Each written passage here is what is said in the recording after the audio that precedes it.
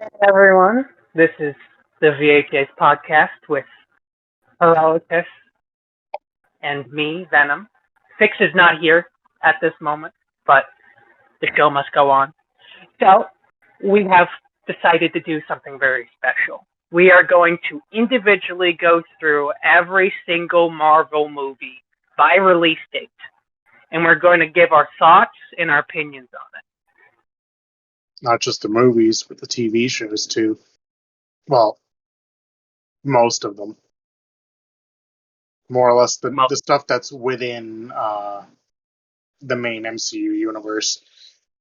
Because it seems like, and this isn't a shit on it, but it seems like Agents of Shield and Daredevil and all those other ones are kind of like they're still canon, but they might be part of a different uh, universe, just because of some continuity things. So, but it's still not confirmed, so we never know. We'll never know. Uh, But this time, the one we're going to start with is the one and the only Iron Man 1. Do you have any experience? What's your first experience with Iron Man 1? When did you watch it for the first time? I think we rented it from my library probably a year after it came out. And I was just like, oh, this looks interesting. A new superhero movie. Like, I had been a fan of the Raimi movies and the Fantastic Four, uh, those two movies, even though they kind of suck. As a kid, you watch it and it's like, it's just good superhero shit and it's fun to watch. Um, and then it had been like, actually, I believe Rise of the Silver Surfer was 2007, so Iron Man only came out a year later.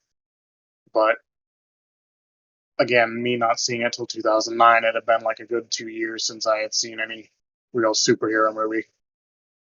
Um, hell, actually, it had Spider-Man 3 had also come out in 2007, I believe.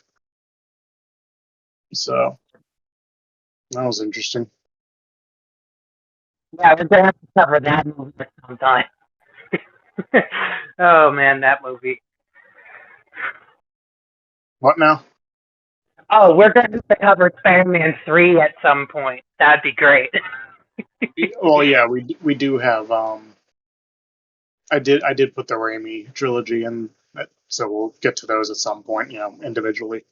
Because I Okay. mean, with No Way Home, um, they're effectively part of the MCU, just a different universe. So, Pretty, pretty cool. so instead of our usual thing, we're not going to be like. It works more or less with a.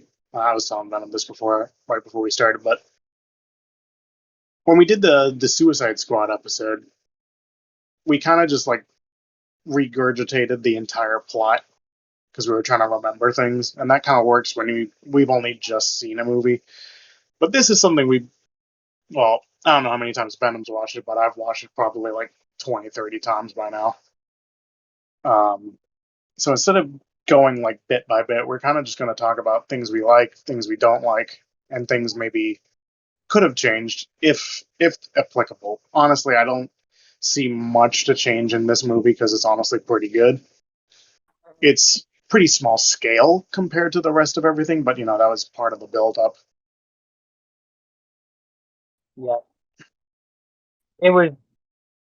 I remember seeing it for the first time. My mom rented it. I think it was like in 2008 or something, and we saw it, and I was blown away. I like Iron Man. I really like Iron Man, and seeing Robert Downey Jr. take on that role, it was almost like the role was like made for him.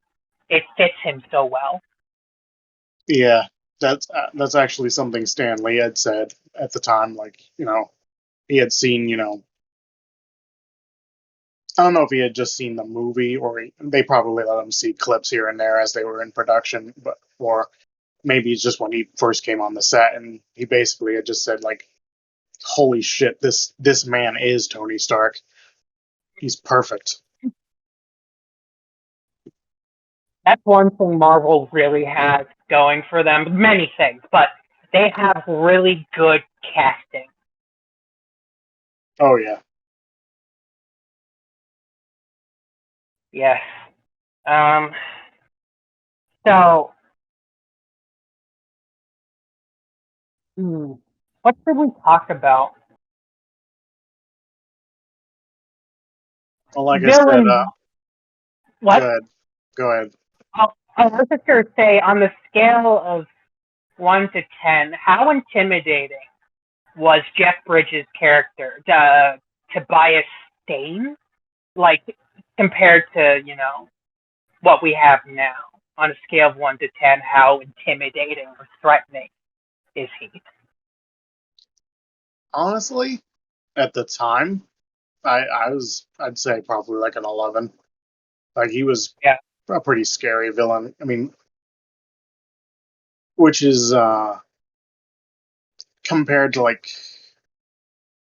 the Raimi trilogy villains, like they all felt pretty scary and stuff. And but like at the same time, to an extent they felt kind of cartoony here and there. I'd say Yeah. Doc Ock probably felt a little more grittier than the others, Mm-hmm. just because Spider-Man 2 is the best out of that trilogy. Yeah. Um, in the Fantastic Four movies, yeah, Doctor Doom is just yeah, wasn't like a really good iteration. And then honestly, he didn't even really feel like a threat as when he like got the Silver Surfer's board and like basically had unlimited power. It's still just like, yeah, well, I can see the movie's about to end in 20 minutes, so you're gonna get your ass kicked. Uh, but anyway, yeah, Obadiah Stane, like he definitely just feels like he's a fucking, a big backstabber. Just sets up this whole fucking plan to have Tony killed and take over the company. Yeah. Uh, that's something I do like is the sequence where he takes the arc reactor from Tony and he's just, monologuing. Mm-hmm. Particularly the line that goes something like, when I hired them to kill you, I was worried that I was killing the golden goose, but it turns out you had one last golden egg to give. And like, damn, he's just fucking cold. Yes. They. Yeah. You were saying that the scale at the time felt very like monumental, but now I say that Stain's level of villainy is like a 3, because you got like now you have in the MCU like Thanos, who's like wipes out half of existence, and Tobias Stane's idea is to basically flood the black market with Tony Stark shit, and then also Mm-hmm. take over the company, which is just Mm-hmm. child's play now. Yeah. Let me see. Another thing I can say I do like is like obviously in every movie there's character growth and shit, but it's like Tony goes from beginning of the movie and like the flashbacks and whatever this he's just a rich prick asshole that makes weapons and all that shit and doesn't seem to realize like there's people out there that are stealing his weapons and they're using them on the very people that the weapons are supposed to be protecting, Mm-hmm. which has him go on this whole arc of like he needs to perfect his Iron Man suit and go out and destroy all these weapons and make Stark Industries no longer produce weapons. Mhm. So, and Yeah. well, we'll get to it when we get to the Iron Man 2 episode and a couple more episodes, but there's some stuff in there that ties into it, like how they're, the beginning of that movie, the government's like, we want your Iron Man tech. You are our number one supplier and shit. And where was I going with this? Oh, also how what's his name? Oh, Justin Hammer. How he's just like, Tony's like saying this armor is, a shield that we all need to cower behind it. And, he's just being manipulative and shit. But you know, yeah, I don't know what the fuck I'm saying. Oh, good.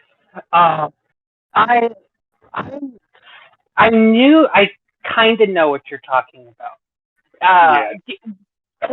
A little bit earlier, you were talking about how it's kind of this is Tony Stark's redemption and kind of like a rebirth into a new era of being, where he's this selfless, self, uh, self-centered. Oh, sorry, he's selfish, not selfless. Selfish, self-centered millionaire that only cares about himself until he ironically gets his own weapon used against him. Yeah. Yeah, and Justin hammered a little bitch, which I think that's what you were also going for. I mean, sort of, yeah. The Yeah, I'll get into it more in that episode, but I fucking hate that character. It's like I got nothing against the actor. Um, you know what his name is? I can never remember the guy's name. it's escaping me. Uh, uh, Iron Man 2. Come on, IMDb.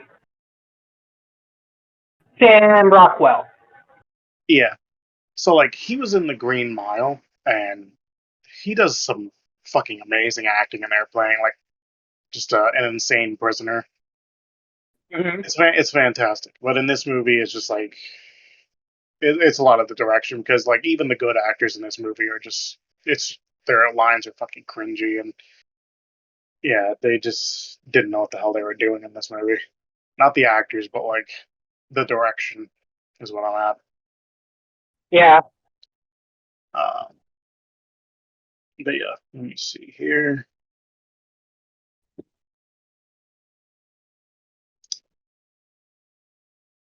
One thing, although Tony grows as a character, he still retains, he still does have a big ego. He still is pretty, like, he's a showman.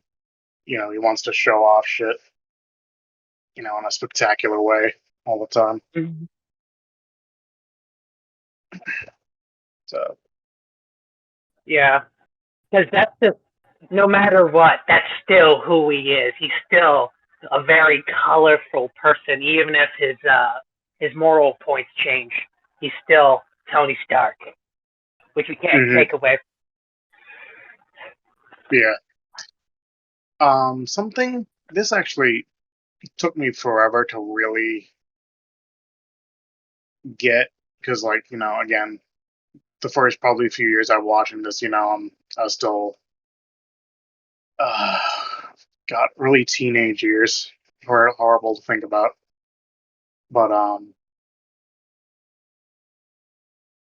it's how the leader, which they don't even say the guy's name as far as I know in the movie, Raza. He's the bald guy that's like basically in charge of like the 10 rings over where Tony was captured.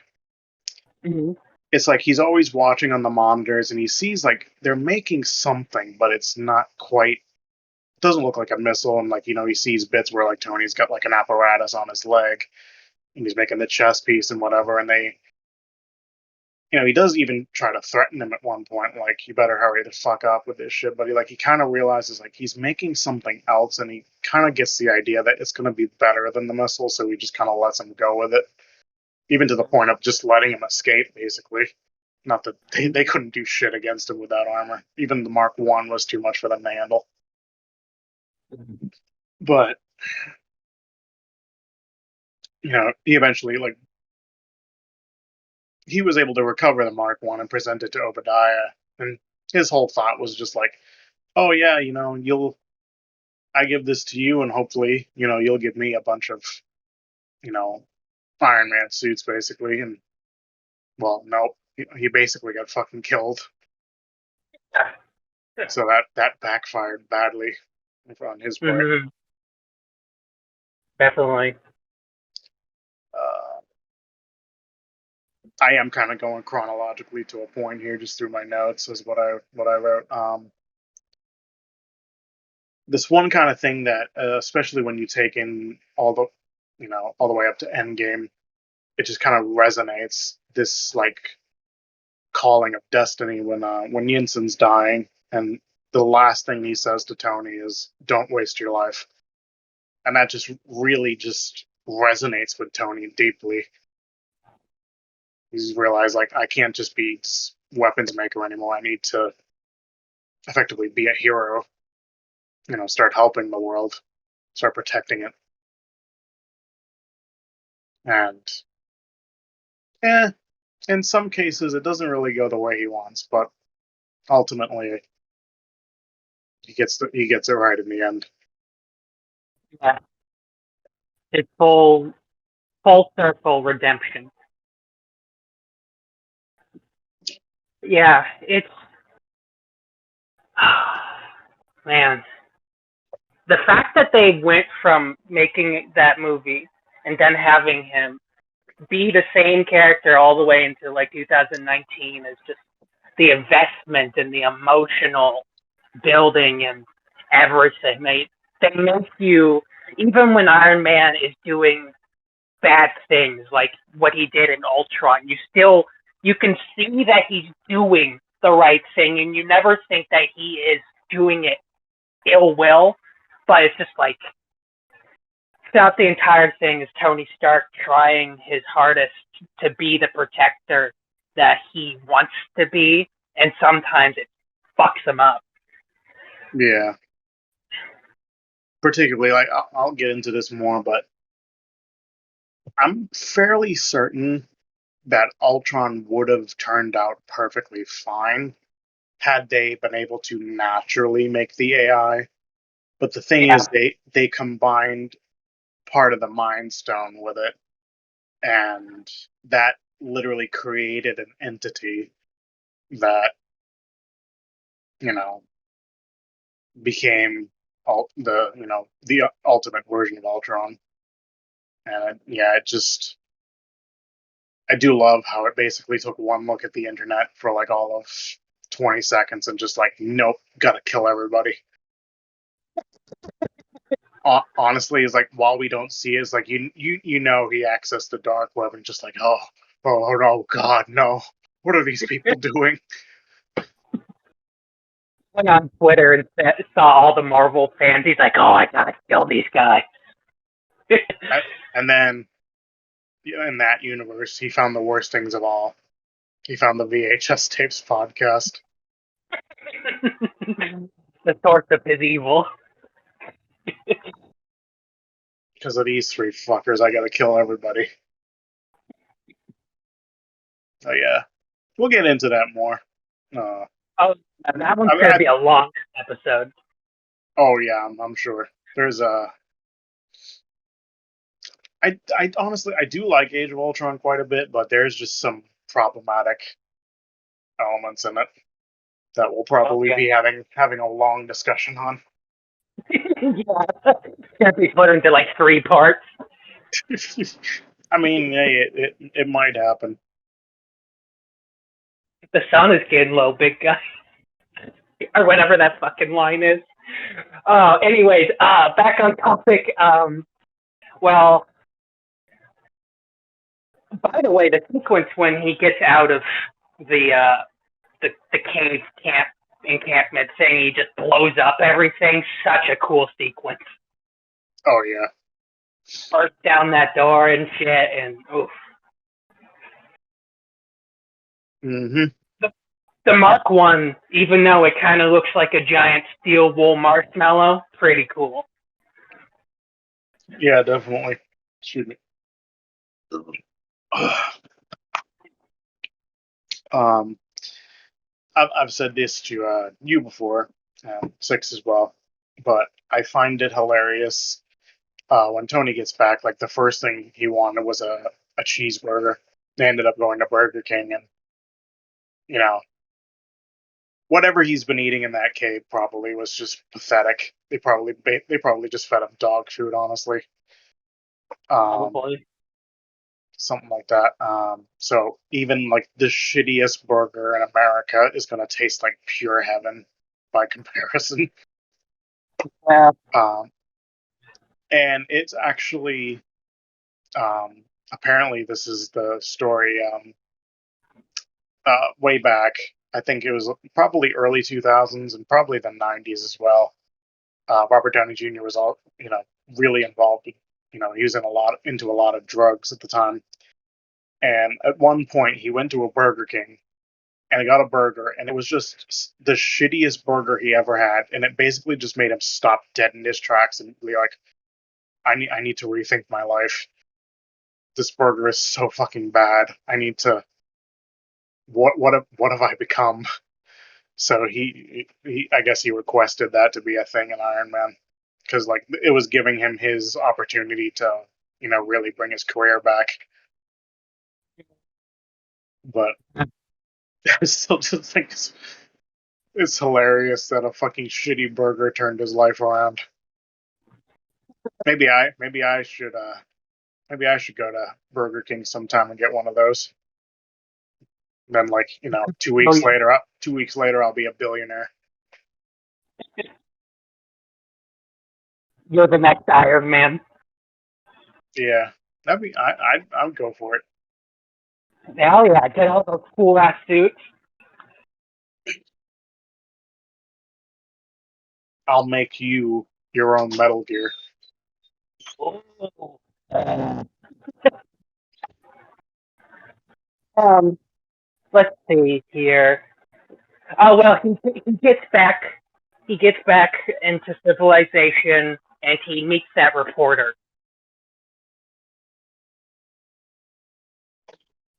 And then they up. What now? That's pretty much. Oh, I was just giving what happens after, where he comes back into the world and he meets that reporter, and they have a one night stand. That was before. That was before the mid. Fuck. I've Yeah, been watching so many because Marvel movies.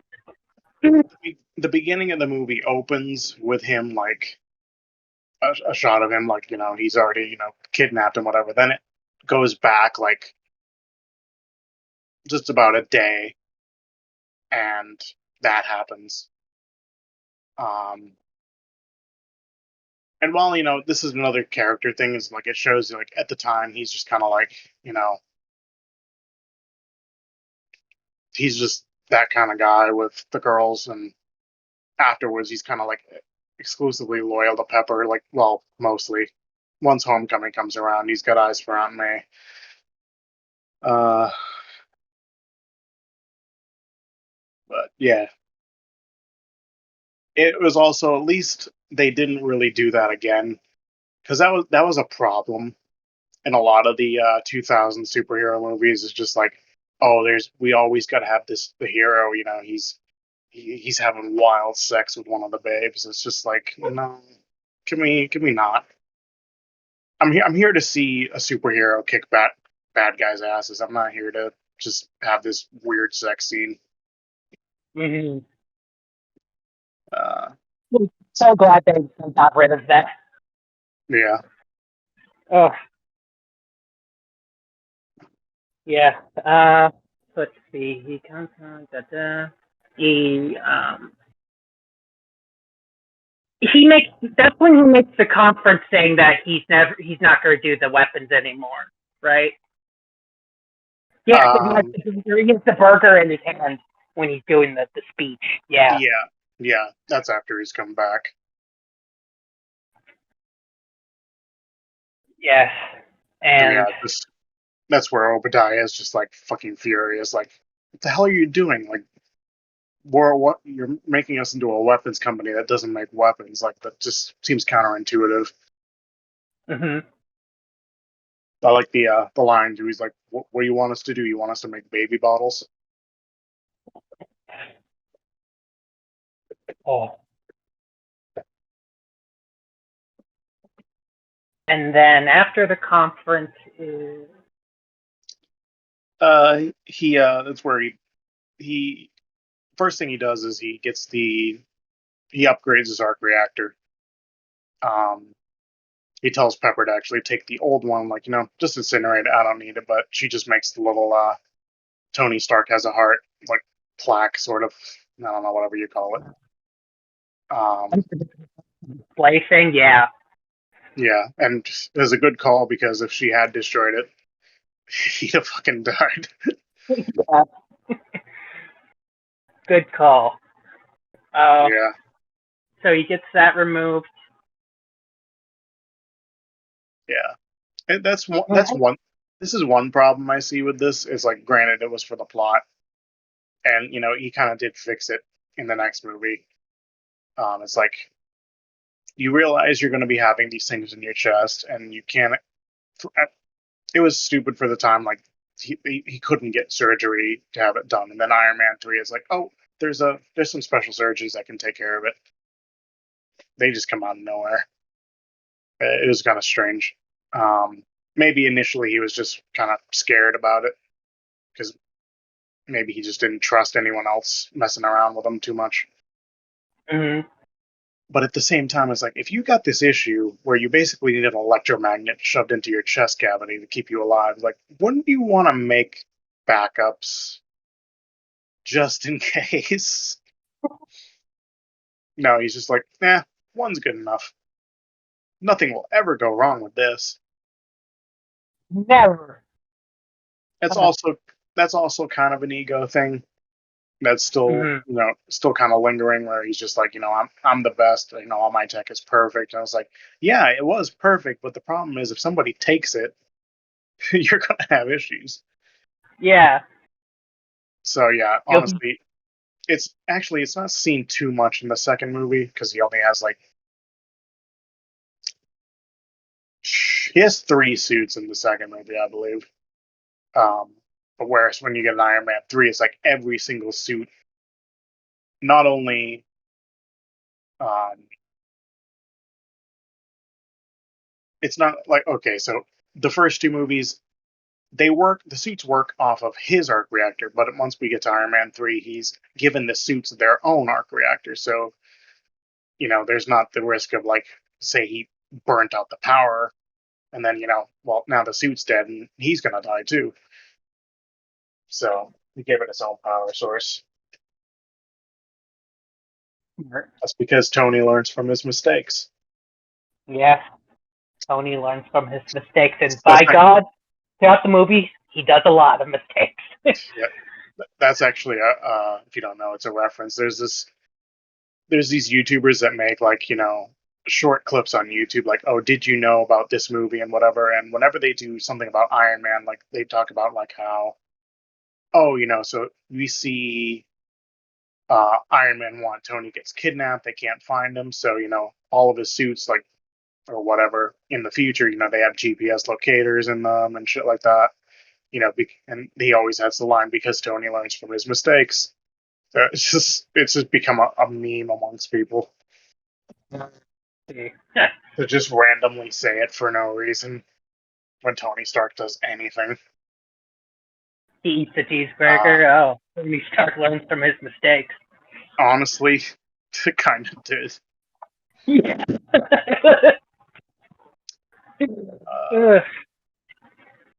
Uh, oh, also in this movie, I'm going to be documenting who he is in each one. But this is the first MCU Stan Lee cameo where he is. Uh, Apparently, he's Hugh Hefner in this universe at the Yeah. time. At the time, that is, because Yeah, you just watched Guardians of the Galaxy 2, right? Yeah, Yeah, so did you watch the end credits? yeah, I did. So yeah, at that point, everyone knows this at this point. It's revealed that every Stanley cameo, it's always the same guy. He's just like one of the Watchers, apparently. Uh, Oh, More or less an intern for them, if anything. And he's just been going through history and just observing shit, and apparently it's always just the stupidest shit. So I didn't know that.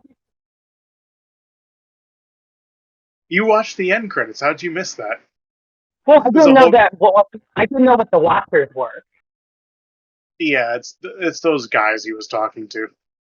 Oh, okay, We that makes also sense. we also we also see one of them in the What If series. Oh, something I need to watch. Yeah. Also, here we go. There's one thing here that I have to admit was kind of bad, but not like terrible. It was just a little goofy. The whole sequence where Pepper kind of admits her feelings for Tony just kind of it felt a little forced, but like it wasn't like oh you're just cringing in pain like it's so bad. No, that's more or less anything involving Justin Hammer or uh, Anton Venko and Iron Man 2. Pretty much anytime they're on screen, I'm just legit. Most times when I watch that movie in a marathon, I kind of just skip half the movie Nice. because it's just Yeah, it's so unbearable. But for the podcast, I'm gonna watch it, from beginning to end. And well, now that I'm old enough, I'll probably have some alcohol to go with it, to make it not yeah. so bad. You should do a drinking game every time you cringe. Take a drink. Oh God. Well, I'll just be announcing in advance. I will not be taking part in the Iron Man 2 episode because I'll probably die from alcohol poisoning. But You have, I guess what you I'll have, do is I'll just record my thoughts as we go up until I die, and then I'll just leave some basic instructions for someone to upload them to Six's computer so he can take over the podcast and start editing. sounds good. And, or you'll end up doing your part in the hospital. What? Also, since we don't know why Six didn't make it, he's probably like doing a walk or some bullshit, or I don't know. Maybe he fell asleep. I haven't heard from Maybe. him, but this certainly will probably please him that this is the movie where Agent Coulson was introduced, one of his favorite characters, because he's a huge simp for Agents of Shield.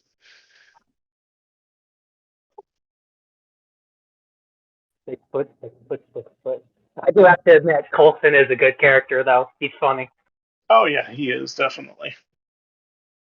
I kind of want to watch Field just for him. Hmm.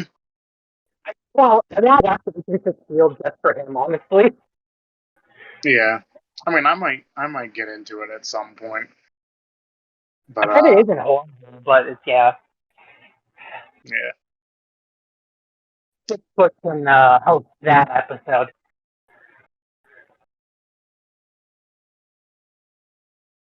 Oh.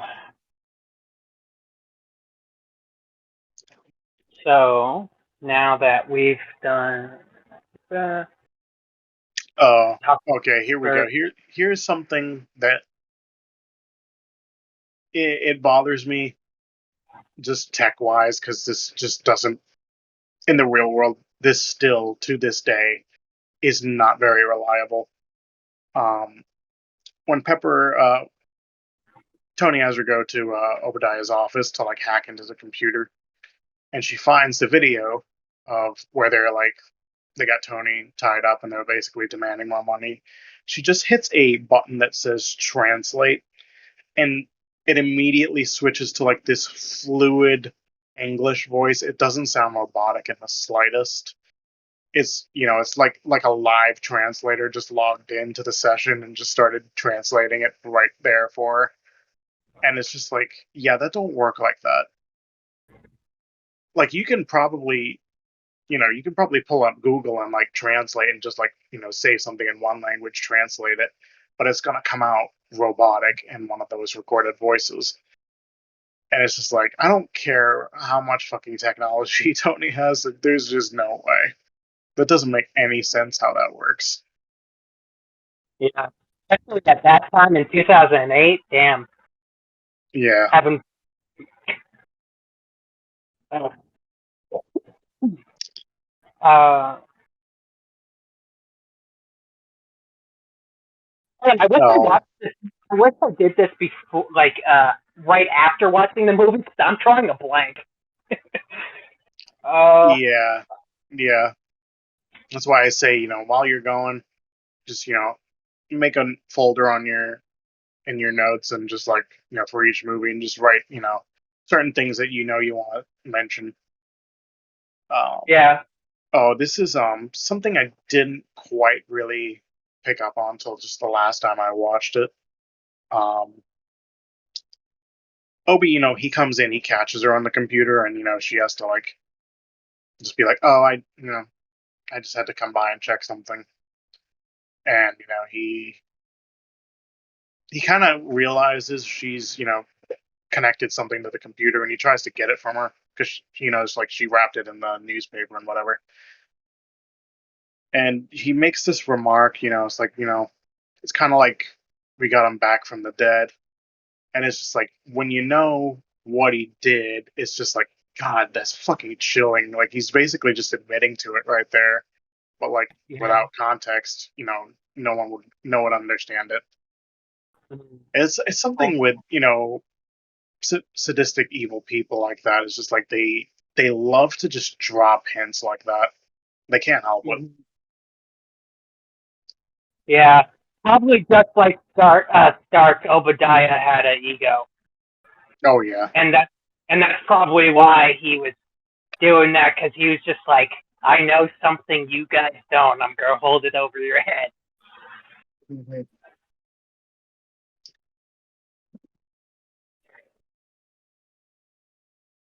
Uh, this is always something that's fucking had me laugh. As Tony leaves to go, fight Obadiah. Rhodey, he looks over at the Mark II suit and just says, "Next time, baby." And it's like, yeah, yeah, no, you're gonna be recast by the next movie. Uh, I believe that whole thing turned out to be like either he wasn't interested or he wanted way more money, and they were just like, Wanted yeah, I forget. wanted more money because Robert Downey Jr. was making bank off of that movie. Yeah, he actually, I forget. Let me pull this up. Uh, I'm pretty sure that was the movie he made the least on.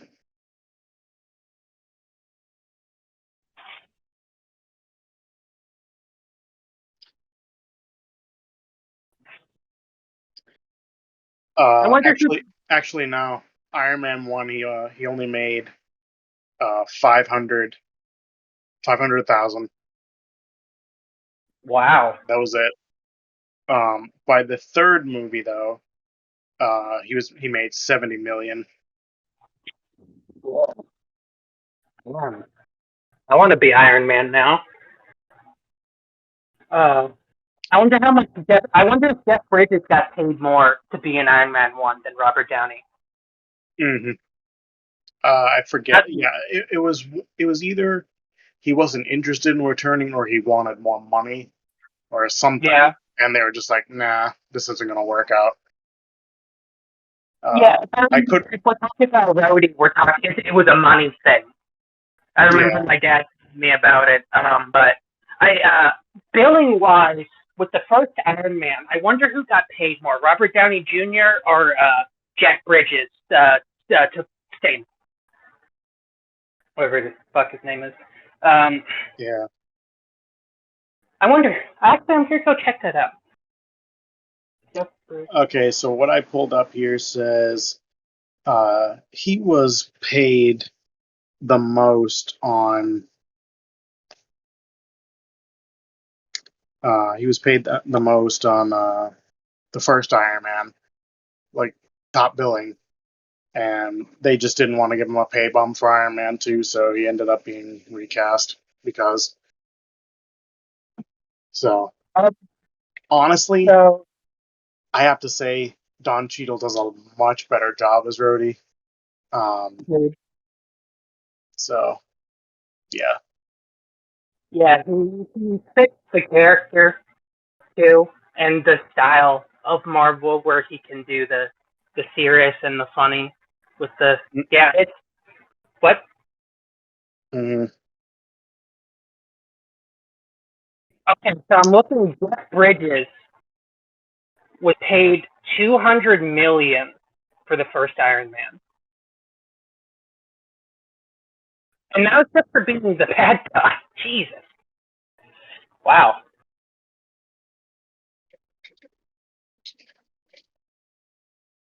Yeah, damn.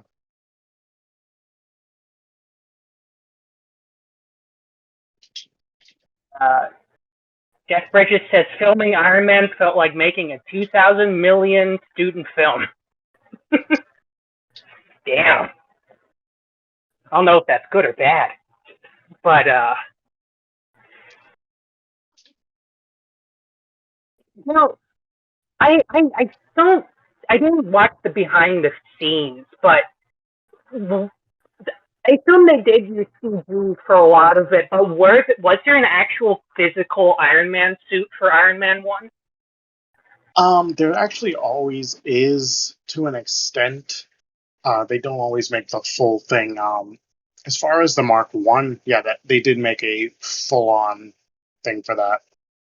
When it's breaking out of the cave, no, that's CGI completely. Um, there's probably maybe just a guy there, in a green screen suit, just doing the motions or whatever. But as far as the Mark II, they made parts of it, but they leave certain things like some parts of and the joints, so you have the full range of movement, and they fill that in with CGI.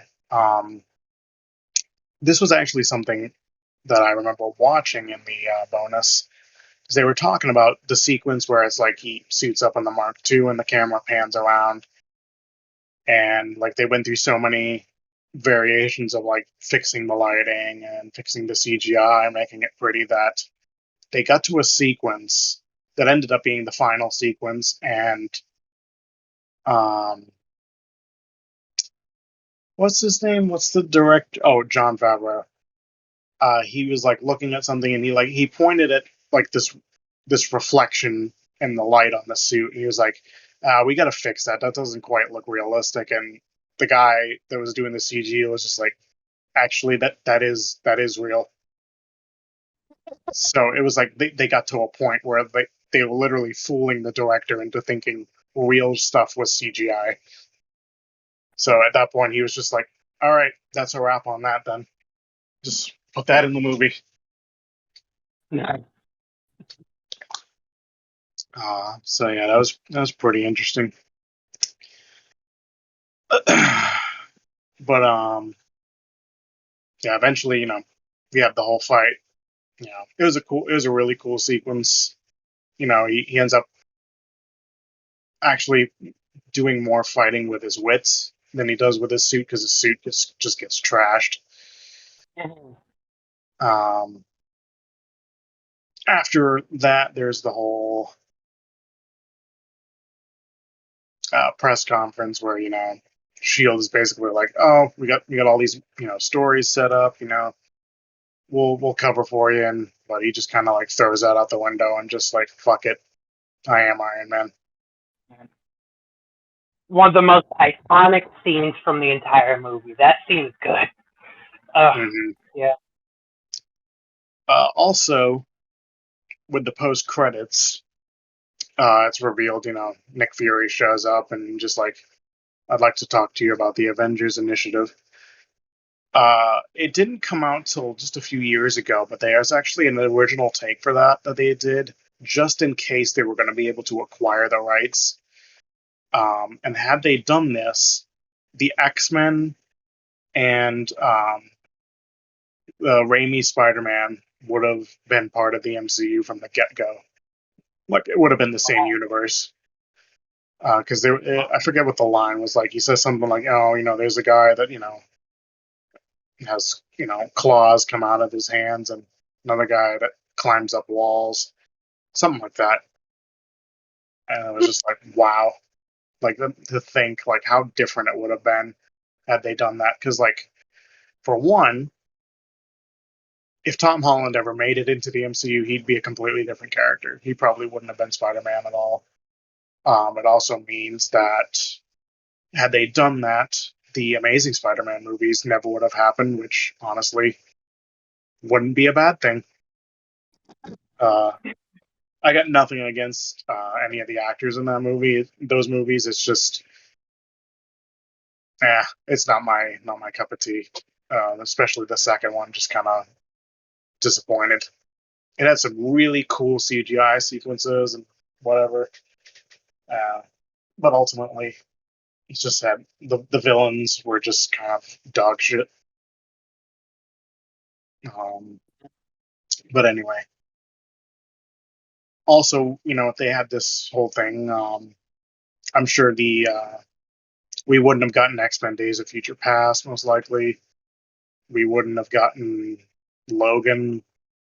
I'm sure Deadpool would have turned out differently, because I think if Disney had control of that from the get-go, they probably wouldn't have allowed some of the shit that goes on in the Deadpool movies, which I think it's for the best that we ended up with the Deadpool that we got.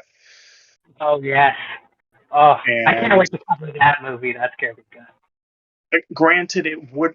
People have said, they were speculating once Disney took over that, like, oh damn it, the next Deadpool movie is going to be like, there's just going to be like censors every time he tries to swear, and he's just going to like break the fourth wall about it, just be like, that fucking mouse is just fucking censoring me, and just have a whole fucking rant about it throughout the whole movie. Honestly, that would still be hilarious. Um, but I get why they probably wouldn't want to do it. And also with the Raimi Spider-Man, it would be pretty kind of interesting, because he would be the first, at least where we are in the continuity now, he'd be the first hero showing up since Captain Marvel. And honestly, not many people would have known about her. So he'd be like the first big hero since Captain America. And like, we'd be seeing like, obviously, he'd probably have gotten like, 3 more movies or so. I wouldn't doubt it. We would have had like this experience Spider-Man. I think that would have been cool to see. Maguire in an MCU movie, that would have been awesome. Well, we did get it, but like, I think this would have been different. Yeah. Well, yeah. No Way Home, of course. Yeah, I forgot that is part of the MCU. Yeah, But yeah, but this would have been assuming that he would have been the Spider-Man of yeah, effectively, as it's called, Universe 616. Some people think it's forget if it's 1999 or 199999. Or I don't know. Too many nines. I just call it 616 because that's what Feige has said, and it's shorter. yeah. Um, but yeah, that's what we get, for now. But yeah, I think that would have been kind of interesting. This, grown up experience, probably a little more gritty Spider-Man, shit like that. Since since No Way Home, there's some room now. I mean, of course, they're probably not going to do it, but it'd be really cool if they did. They just had Tobey Maguire come back. there has been talk floating around that they might do Spider-Man 4 and TASM 3, just because like fans are like really interested in it, and they're kind of like, well, they like No Way Home, like why not? Why not? Let's get to see what happened to them after they went back or whatever. Whereas, I can see Toby's seeing like what happened after, but I feel like TASM 3 would actually kind of just pick up where it left off. It would be beforehand, especially with there was that bit in No Way Home where he did where what was it? Where Andrew Spider-Man like was talking like, you know he hit a low point, and like he, with his enemies he stopped pulling his punches. I kind of want to see that. Like you have this bit, after Gwen's death, and he just kind of goes a little dark side. Like I think that'd be kind of cool to Yeah. see. The spin on Spider-Man we haven't seen in the films, really. Uh, that would be, Yeah. of course, honestly, it'd be really surprising if they actually did that and they continued those two Spider-Man trilogies. Well, they Yeah. wouldn't be true. Yeah, but that would be cool, though. Well, it'd be cool at least to see another Tobey Maguire Spider-Man, because the fourth one was going to have Mysterio in it.